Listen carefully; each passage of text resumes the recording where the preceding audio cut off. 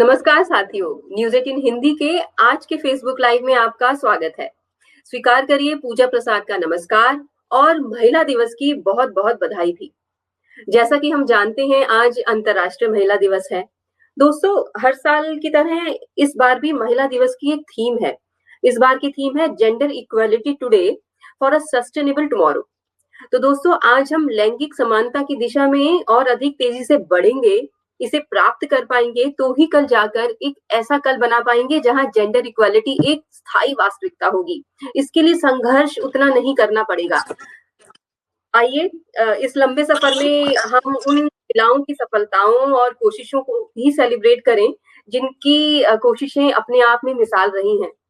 तमाम विपरीत परिस्थितियों के बावजूद उन्होंने कुछ ना कुछ हासिल किया है, दूसरों के लिए प्रेरणा बनी है। तो दोस्तों, आज हमारे साथ मौजूद हैं ऐसी ही एक शख्सियत जिन्होंने कोरोना काल में इंसानियत और प्रेरणा की ऐसी मिसाल कायम की है कि आप दंग रह जाएंगे। आइए स्वागत करते हैं सामाजिक कार्यकर्ता कमला कौशिक जी का। कमला जी, आपका बहुत बहुत स्वागत है। धन्यवाद पूजा।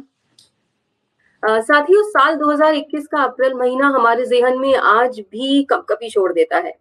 कोरोना की दूसरी लहर बेहद मारक साबित हुई, ये हम जानते ही हैं। ऐसे समय में जब महामारी के चलते घरों में बंद रहना मजबूरी थी, कमला जी ने लोगों की सेवा का बीड़ा उठाया। उन्होंने खुद की एम्बुलेंस खरीदी और जरूरतमंदों को हॉस्पिटल ले जाना शुरू किया। यह वह दौर था जब ऑक्सीजन की कालाबाजारी हो रही थी, दवाइयों की कालाबाजारी हो रही थी, एम्बुलेंस मिलना मुश्किल था। जो एम्बुलेंस मिलती थी कई बार मुंह मांगे दामों पर पेशेंट्स को ले जाने की बात करती थी।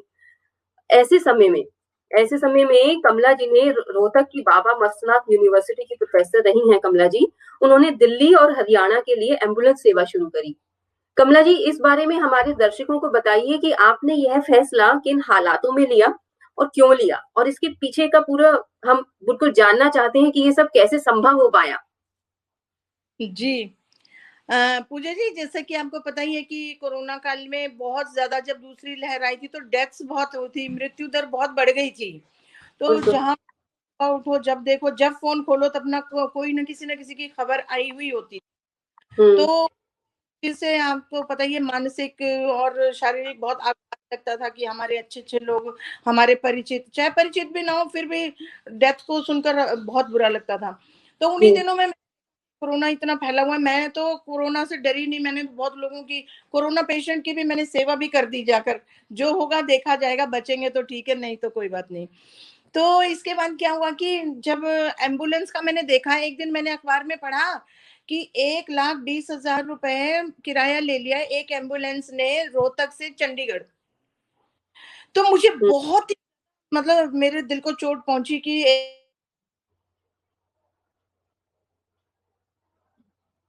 कमला जी, आपका माइक बंद हो गया है शायद, एक बार चेक करिए। आपका कैमरा भी बंद हो गया है, माइक अनम्यूट करिएगा। हेलो जी, आवाज आ गई। आपका चेहरा नहीं दिख रहा है, एक बार वीडियो को क्लिक करिए, आप दिखने लगेंगी। जहां स्टॉप कैम लिखा है वहां पर क्लिक करिए।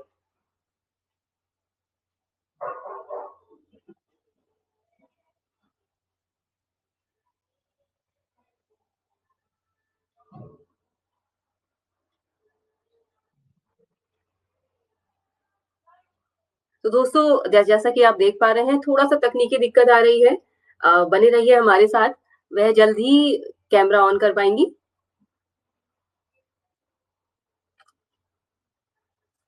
कमला जी, मेरी आवाज आ रही है आपको? जी, थोड़ी सी नेट कनेक्टिविटी की प्रॉब्लम हम सब हेलो झेलते हैं दोस्तों। तो आ गई हमारे साथ फिर से कमला जी, प्लीज। जी जी, बताइए। तो मैंने जब देखा, मैंने पढ़ा अखबार में कि इतनी परेशानी है, लोग मनमाना किराया जो मर्जी मांग रहे हैं। और एक तो जिनका कोरोना पेशेंट है वो वैसे ही परेशान है, ऊपर से एम्बुलेंस वाले भी तक हैं, ज्यादा किराया ले रहे हैं। तो मुझे बहुत बुरा लगा। मुझे लगा मैं क्या कर सकती हूँ किसी के लिए, भाई किसी की जान तो ईश्वर के हाथ है, बचाना या मारना वो तो हम बचा ही नहीं सकते हैं। तो मैंने सोचा क्यों ना मैं एम्बुलेंस लेकर और कुछ राहत, कुछ लोगों को कुछ तो राहत में पहुंचा सकूं। तो ऐसा मैंने सोचा और उस मानसिक पीड़ा में ही मैंने एकदम निर्णय लिया और मैं सीधे ही शोरूम चली गई जहां पर ये एम्बुलेंस मिल रही थी, और मैंने बड़ी वाली एम्बुलेंस ले ली, डी फ्रिज वाली। तो उसमें कोई भी वो नहीं था कि भाई बुकिंग करो या करो, उन्होंने हाथ के हाथ दे दी। और वो कहाँ से ली जो आपने? यह जी, रोहतक में आपने खरीदी या दिल्ली से खरीदी? रोहतक और में अच्छा। वाले थे, मतलब मुझसे इम्प्रेस हो गए कि भाई एक महिला यहाँ एम्बुलेंस लेने आई है। तो उन्होंने बहुत कोऑपरेट किया और उन्होंने कहा कि आप ये ले जाइए, बिल्कुल साफ ऑफ करके सामने रख दी मेरे। तो मैं बहुत खुश हुई, मैंने एकदम सारी पेमेंट करके मैं फटाफट लेकर आ गई और मैंने चला के ले आई खुद, कुछ प्रॉब्लम नहीं हुई। एक दो लोगों को मैं हॉस्पिटल भी छोड़कर आई, लेकिन प्रॉब्लम ये हो गई कि क्योंकि मैं मेडिकल लाइन की तो हूं नहीं, मैं तो लोगों को देखकर जो मेरे दिल में दर्द हुआ उसकी वजह से मैंने ले ली एम्बुलेंस। अब क्या हुआ कि मुझे सिलेंडर ही ना मिले। अब ऑक्सीजन सिलेंडर के बिना तो एम्बुलेंस चलेगी नहीं। अब वो खड़ी जी। रही, मैं इधर उधर कहाँ कहाँ ढूंढ रही हूँ, एम्बुलेंस नहीं, वो सॉरी, वो ऑक्सीजन सिलेंडर नहीं मिल रहा। सिलेंडर। तो फिर धीरे धीरे तरह से मैंने वो सब अपना वो बनाया नेटवर्क, फिर तो मुझे मिलने लग गई बाद में। फिर तो चल पड़ी एम्बुलेंस, फिर कोई दिक्कत नहीं आई। फिर जब मैंने देखा कि भाई मैंने तो फ्री चलाने के लिए, फ्री सेवा के लिए खरीदी थी, लेकिन जिस तरह से हालात थे उस तरह से अफोर्ड ही नहीं कर पा रहे थे, ड्राइवर्स भी नहीं मिल रहे थे, बहुत ही मुश्किल घड़ी थी वो। तो मैंने फिर क्या किया कि ड्राइवर भी रख लिया, घर वालों ने भी कहा भाई कुछ हो गया तो फिर तुम तो फिर बैठ जाओगी, क्या पता क्या हो जाए, तो ड्राइवर रख लो। ड्राइवर भी रख लिया, सारा कुछ हो गया सब, मुझे वो ऑक्सीजन सिलेंडर भी मिलने लगे। लेकिन मुश्किल क्या होती थी कि जैसे एक ड्राइवर होता है वही सारा कुछ हैंडल करता है, स्ट्रेचर वगैरह, पेशेंट को स्ट्रेचर में डालना, फिर एम्बुलेंस से उतारना, जी। वहां पर मुझे बहुत दिक्कत आती थी।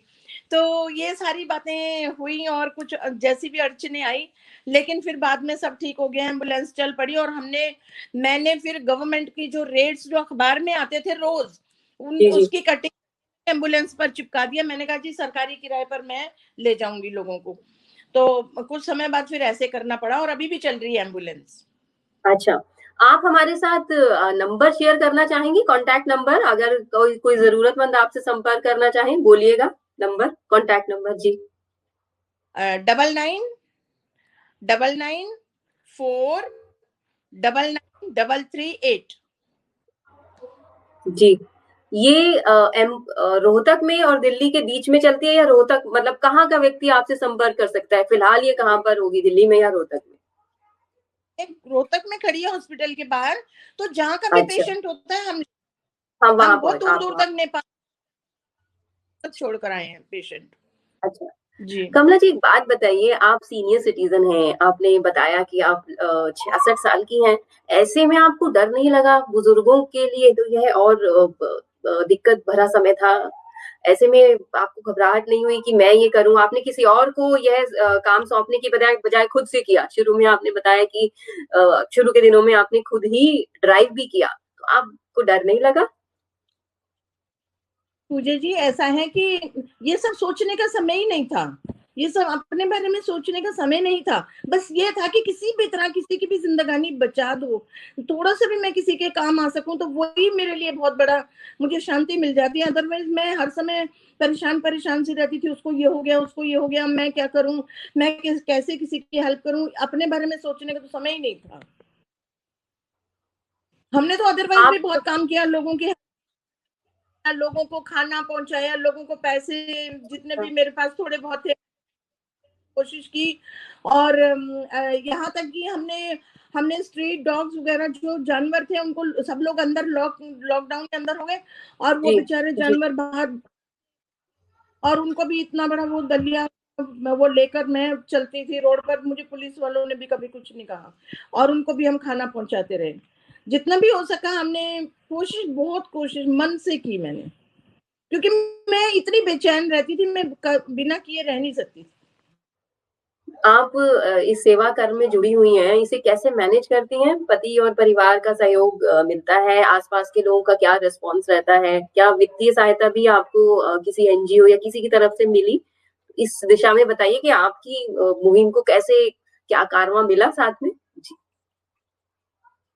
नहीं, नहीं, ऐसे किसी एनजीओ से तो मैं जुड़ी भी नहीं, मैं अकेले ही चलती रही, एकला चलो रे वाले सिद्धांत पर घर वालों का बहुत ज़्यादा सपोर्ट था, उसके बिना तो मैं कर ही नहीं सकती थी। मेरी बेटी है, वो भी इसी टाइप की है कि किसी को भी वो परेशान देखेगी तो वो भी चल पड़ती है कि मैं भी ऐसे करूँगी, कोई बीमार हो, कुछ हो, वो भी काफ़ी हद तक मुझे बहुत प्रसन्नता है इस बात से कि वो भी काफ़ी हद तक मेरे जैसी है। अच्छा, हमारे दर्शक वक़्त ज़रूरत पर आपसे संपर्क करना चाहेंगे तो आपसे ज़रूर कॉन्टैक्ट करेंगे। अपने पूरे सफ़र के बारे में बताइए कमला जी, अभी आगे और क्या करना चाहती हैं आप? और क्या करती रही हैं इस दिशा में? तो कुछ और भी बताएँ। मैं दिल्ली यूनिवर्सिटी से ही मैंने पढ़ाई की है पूरी अपनी। यहाँ से मैंने MA, BA, MPhil, PhD DLitt Agra university से की। मैंने अच्छा, सीआई से बीएड भी किया। तो अच्छा। एजुकेशन मेरी यहीं से हुई। पहले में के सत्यवती कॉलेज एसोसिएट प्रोफेसर, पहले लेक्चरर लगते थे, तो एसोसिएट जी, प्रोफेसर रिटायर हुई मैं। और उसके पश्चात बाबा मस्तनाथ यूनिवर्सिटी रोहतक में मैं रीअपॉइंटमेंट हो गया मेरा, और वहाँ पर मैं मतलब अभी कार्यरत हूँ, पढ़ा रही हूँ। 10 बच्चे मेरे अंडर पीएचडी कर रहे हैं और कुछ ना कुछ काम चलता रहता है पढ़ाई लिखाई से संबंधित। और मेरा संगीत, म्यूजिक ये भी मेरे साथ साथ चलता रहता है। कहीं कहीं परफॉर्मेंस देने भी जाती हूँ। और अच्छा। रोहतक से मैं रोहतक में रह रही हूँ। वहां पर मैंने अभी थोड़े दिन पहले रामलीला में भी पार्टिसिपेट किया। तो वहां पर मैंने कौशल्या और मंदोदरी का रोल प्ले किया। तो अब पिछले लगभग 15 वर्षों से मैं रामलीला से भी के मंच से जुड़ी हुई हूँ। तो ये सब आप चलता रहता इतना कुछ जी, आप है। इतना एक कुछ मेरे मैनेज कर लेती जी। गाने खुद ही लिखे, खुद ही धुन बनाई, खुद ही गा लिए, जी, ऐसे अपने मर्जी ऐसे में ऐसे जी। ऐसे से काम। क्या इस बीच में मुझे बताएँ कि क्या आप एक एम्बुलेंस चला रही आपके अंडर में है, क्या गरीबों के लिए और कुछ प्लान है कि आप मेडिकल लाइन में या और भी एम्बुलेंस चलाएँ या और फ्री सेवा प्रदान करें? ऐसा कुछ आपके दिमाग में है, कुछ करना चाहती हैं? पूजा जी, ऐसा कुछ प्लान नहीं है। लेकिन ईश्वर ना करे किसी को भी ना पड़े। यदि कभी हुआ ऐसा तो फिर आगे देखेंगे क्या होता है, कैसे होता है। बाकी एम्बुलेंस तो चल रही है। अभी बहुत सारे लोगों को मैं अभी भी आपको क्या बताऊं, ये सब बातें बताने की तो नहीं होती हैं, लेकिन बहुत सारी महिलाएं बेचारों के तन पर कपड़ा भी नहीं होता, उनका संस्कार करने के लिए भी मैं बहुत ज्यादा पर्सनल लेवल पर ही मतलब संस्कार कर देते हैं। उनका जब डेथ हो जाती है ना, तो वो करती रही हूँ। और आगे अच्छा। भी मेरा ये कमला जी आज महिला दिवस है। आप क्या हमें संदेश देना चाहेंगी? आप नई पीढ़ी को क्या कहना चाहेंगी? महिलाओं को भी और पुरुषों को भी, कहने को ये महिला दिवस है लेकिन है ये मतलब ये केवल आधी-आबादी की बात नहीं है, है ना? तो आप क्या संदेश देंगी? पुरुषों को भी क्या कहना चाहेंगी प्लीज़ बताएँ और महिलाओं को भी क्या कहेंगी? देखिए, महिला और पुरुष रथ के दो पहिए हैं, इनको साथ में चलना है, मिलकर चलना चाहिए, एक दूसरे की सहायता करनी चाहिए, इस रूप में चलना चाहिए। लेकिन कहना चाहूंगी कि जो महिलाएं हैं, देखिए हर युग का अपना अपना कुछ ना कुछ सेटअप होता है, समाज का सामाजिक सेटअप। तो जो प्राचीन काल की महिलाएं हमसे भी पहले थी, जैसे सती प्रथा थी, बाल विवाह था, तो महिलाओं को उस जी, रूप जी। में बहुत सारी समझना पड़ता था। और बहुत तरह के टैबूज महिलाओं पे लगाए जाते थे और शिक्षा भी नहीं थी उनके लिए। लेकिन धीरे जी, धीरे समाज परिवर्तित हुआ, परिवर्तन हो चुका है। अब पहले ऐसा कुछ नहीं रहा है। तो फिर भी मैं ये कहूंगी, शिक्षा का प्रसार बहुत अधिक हो रहा है, महिलाएं आगे बढ़ रही हैं। आज जी, अंतरिक्ष पर चली गई हैं, की कल्पना भी नहीं कर सकते थे। जी, जी। लेकिन मैं ये को सिर्फ यदि उन्हें बचना है किसी भी परेशानी से या कोई गुलामी की बेड़ी से, अगर सामाजिक है या पारिवारिक है, तो मैं जी, आपकी समझती हूँ आवाज कि कट दोबारा बोलेंगी आप? लास्ट की 2 लाइन थोड़ा कट गई। अगर उन्हें बचना है गुलामी की बेड़ियों से तो क्या करना यदि चाहिए? महिलाओं को गुलामी ने शिक्षा ही बचा सकती है केवल, बस। तो इसलिए लड़कियों को पढ़ाना चाहिए बहुत ज्यादा। पेरेंट्स को भी मैं ये कहना चाहूंगी कि लड़कियों की शिक्षा दीक्षा पर बहुत अधिक ध्यान देना चाहिए। और इस प्रकार के स्कूलों में, कॉलेजेस में इस तरह की थोड़ी हमारी जो एजुकेशन पॉलिसी उसमें भी चेंज करने की जरूरत है। उसमें ऐसे कोर्सेज, हालांकि अब ITI ये सब और बहुत सारे कोर्सेज वैसे जी आ जी। चुके हैं, और भी काम कर ले। जैसे मान लो कोई बच्चा है पढ़ाई में अच्छा नहीं है, उसका मन नहीं है, तो सिलाई सीख ले, कोई महिला कुछ और क्राफ्ट वर्क कर ले, ताकि वो अपने पैरों पर खड़ी रहे, अपने पेट भरने के लिए वो परिवार या समाज पर डिपेंड न रहे कम से कम। नहीं, ये बहुत जरूरी बात आपने कही कि केवल एजुकेशन, किताबी ज्ञान ही जरूरी नहीं है। मतलब उसके अलावा अगर कोई बच्चा, कोई लड़की या कोई लड़का भी किताबी ज्ञान में, एजुकेशन में बहुत अच्छा नहीं है, तो भी उसे प्रोफेशनल, वोकेशनल स्टडीज के मौके मिलने चाहिए। उस तरह की ट्रेनिंग देनी चाहिए, मिलनी चाहिए कि वो अपने पैरों पर खड़ा हो सके और अपने आप को पिछड़ा हुआ, पीछे, उस दौड़ में पीछे महसूस ना करे। क्योंकि यह भी बेहद जरूरी है कि हम बराबरी का जो पैमाना है वह एक जैसे लोगों का नहीं है। उसमें ऊपर नीचे के लोगों को कैसे आगे बढ़ने के बराबर मौके मिले। बराबरी का मामला बराबरी के मौकों का मामला है। तो ये बहुत अच्छा आपने पॉइंट रखा मैम। आपसे जुड़कर बहुत अच्छा लगा। और बहुत बहुत धन्यवाद और बहुत बहुत शुभकामनाएं आपके आगे के एंडीवर्स के लिए। Thank you ma'am. इस योग्य समझा और यहाँ फेसबुक पर मुझे बुलाया। मैं आपकी पूरी टीम को, आपको बहुत आशीर्वाद देती हूँ। ईश्वर करे आप भी बहुत आगे बढ़ें और इसी तरह से फलते फूलते रहें और जीवन में सुखमय जीवन जिए, स्वस्थ रहें। धन्यवाद। Thank you so much. Thank you so much. Ji.